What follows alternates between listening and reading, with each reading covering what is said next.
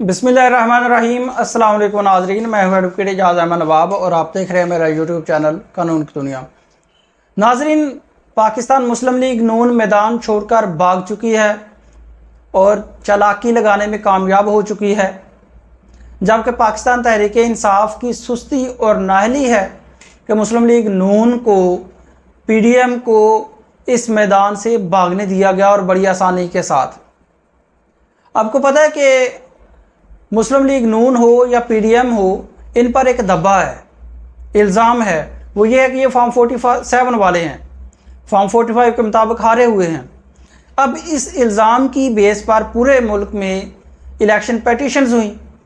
Election पेटिशन्स का जो मामला है उसमें पहले नंबर पर डट गए मलिक शहजाद अहमद खान साहब, chief justice Lahore high court.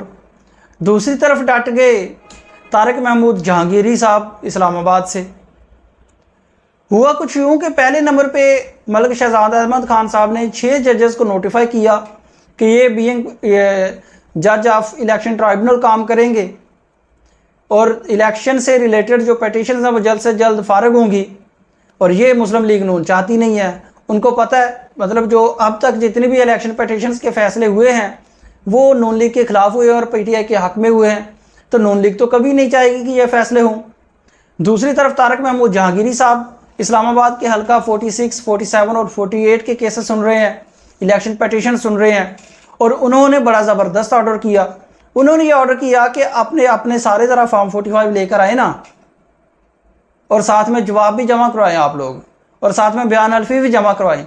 देख लेते हैं किसकी गलती है। नून लीग को तो ये पसंद ही नहीं थी बात। नून लीग ने एक खेली चालाकी। उसने कहा कि एक तरफ तारिक महमूद जहांगीरी साहब डटे हुए हैं, वो फॉर्म 45 जमा करने का कहते हैं।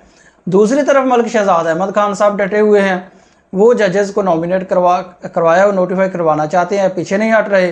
तो नून लीग ने एक चालाकी खेली, क्योंकि नून लीग का ये वतीरा है, जब भी इन पर कोई मुश्किल पड़ती है तो ये और कुछ नहीं करते, उस मुश्किल को फेस नहीं करते। या तो ये कोई डील शील कर लेते हैं या फिर नया कानून ले आते हैं। एग्जाम्पल हमारे सामने है, नवाज शरीफ साहब जेल में थे तो मेडिकल का प्लेटलेट्स की कमी का जवाब बनाकर बाहर चले गए, जो कि ख्वाजा आसिफ साहब ने बताया कि जी हमें तो बाजवा साहब ने भेजा था, इस्टेब्लिशमेंट में भेजा था, मतलब डील हुई ख्वाजा आसिफ की ज़बानी। दूसरी तरफ नवाज शरीफ की ताहियात नाअहली थी, इन्होंने नया कानून ले आए। नैब केसेस थे, जरदारी, नवाज शरीफ और इन सभी पर इन्होंने नैब का अमेंडमेंट्स लेकर नैब को खसी कर दिया, नैब का कानून ही बदल दिया, तो जनाब केसेस ख़त्म। तो नून लीग का तो ये वतीरा है, उन्होंने अपना पुराना फार्मूला इस्तेमाल किया। इन्होंने कहा जी ठीक है, अगर ये नहीं मानते तो हम एक ऑर्डिनेंस लेके आते हैं। तो नून लीग एक ऑर्डिनेंस लेकर आई। उस ऑर्डिनेंस के मुताबिक पहले कानून को चेंज किया, जो कि कानून ये था कि चीफ जस्टिस हाई कोर्ट जो है वो इलेक्शन ट्राइब्यूनल के लिए जज को नॉमिनेट किया रहेगा और इलेक्शन कमीशन उसको नोटिफाई कर देगा, जो हाजिर सर्विस जज। गवर्नमेंट को ये बात जब पसंद ना आई तो उन्होंने ऑर्डिनेंस लाया एक, और उस ऑर्डिनेंस में ये कहा गया कि इलेक्शन ट्राइब्यूनल के जज के तौर पर रिटायर्ड जस्टिस भी काम कर सकता है। तो जनाब अब उस जो रिटायर्ड जजेस वाला ऑर्डिनेंस था उसको चैलेंज करना चाहिए था पहले दिन ही पाकिस्तान तहरीक इंसाफ की तरफ से। पाकिस्तान तहरीक इंसाफ की तरफ से, पार्टी की तरफ से चैलेंज करना चाहिए था। उसका रिजल्ट कुछ भी निकला, लेकिन कम अज़ कम पाकिस्तान तहरीक इंसाफ का जो मौक़िफ़ है वो सफ़ा मिसल पर ऑन द रिकॉर्ड, अदालती जुडिशल रिकॉर्ड पर आ जाता। लेकिन पाकिस्तान तहरीक इंसाफ चूँकि ऐसी गलतियाँ करती रहती है, लीगल टीम को शायद कोई होश नहीं रहती, अगर इसको चैलेंज किया होता तो शायद कुछ मामला तो और होते। अब नून लीग ने इस ऑर्डिनेंस का सहारा लेते हुए, इसका फ़ायदा उठाते हुए, अपनी पुरानी जो उनकी रोश है, रवायत है, उसको बरकरार रखते हुए इस ऑर्डिनेंस का सहारा लिया और जस्टिस तारिक महमूद जहांगीरी साहब पर इल्ज़ाम लगा दिया। आज तीनों सीटों पर तीनों उम्मीदवारान ने, तीनों फॉर्म 47 मुबैना तौर पर वालों ने क्या किया कि एक एप्लीकेशन फाइल की तैयार की, उसकी कॉपी की थी। उन्होंने कोई लफ्ज़ नहीं चेंज किया, कॉमा, फुल स्टॉप कुछ नहीं चेंज किया। सिंपल ये लिखा कि तारिक महमूद जहांगीरी साहब गैर जानबदार हैं, जानबदार हैं, मुतासब हैं, हमें इनसे इंसाफ की उम्मीद नहीं है, लिहाजा हमारे केसेस किसी और ट्राइब्यूनल के पास, किसी और जज साहब के पास ट्रांसफ़र किए जाएं।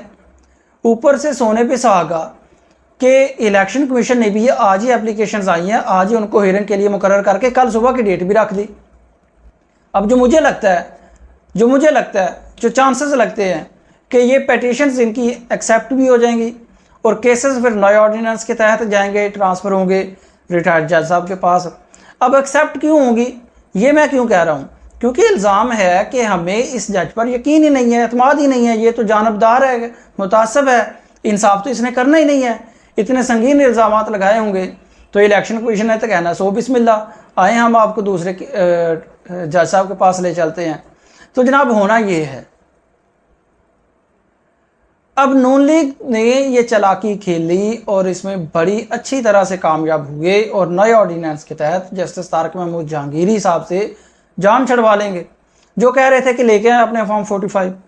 और दूसरी तरफ मुस्तफ़ा नवाज़ खोखर साहब ने अपने फॉर्म 45 जमा करवा दिए, जमायत इस्लामी अपने फॉर्म 45 जमा करवाने को तैयार है, इंडिपेंडेंट जो उम्मीदवारान थे वो अपने फॉर्म 45 जमा करवाने को तैयार है। और नून लीग को सबसे बड़ा मरोड़ ये उठता है कि अगर तो सिर्फ पाकिस्तान तहरीक इंसाफ होती तो हम कोई बात कर लेते, लेकिन ये बाकी सारी पार्टीज अपने फॉर्म 45 लेकर आ रही है। तो इसलिए इन्होंने कहा, पंजाबी में कहते हैं कि जी मर जाना मंजूर, दलिया नहीं खाना। इन्होंने कहा जी जो मर्जी हो जाए, बदनाम हो जाए, इलेक्शन कमीशन को इस्तेमाल कर लें, हम जज पर इल्ज़ाम लगा दें, जज चाहे तो हम पर तौहीन अदालत की कार्रवाई कर दे, लेकिन हमने फॉर्म 45 जमा नहीं करवाने, जो मर्जी होता रहे। तो अब जनाब इससे जान छड़वाने के लिए ये नून लीग ने नए ऑर्डिनेंस के तहत, नए ऑर्डिनेंस का जिसको इसी काम के लिए बनाया गया था, सहारा लिया है। आगे आगे देखते हैं होता क्या है। बहरहाल इस वक्त तक नून लीग फॉर्म 45 और फॉर्म 47 का मैदान छोड़कर भाग चुकी है। शुक्रिया, अल्लाह हाफिज़।